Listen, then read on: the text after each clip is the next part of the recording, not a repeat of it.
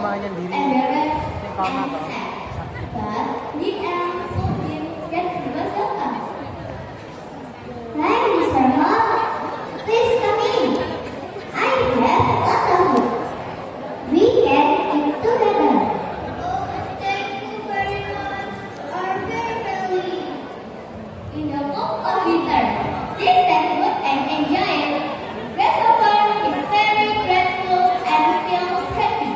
The grasshopper said that he will work hard in season and will not lazy anymore. I promise to work in the next season.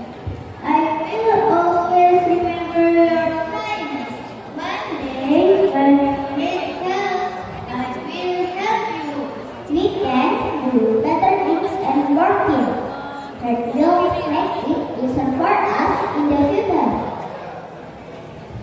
Well, friends, from the story, we can learn that if we are lazy and wasteful, it will make us difficulty. Do positive and productive things, and remember the kindness of God.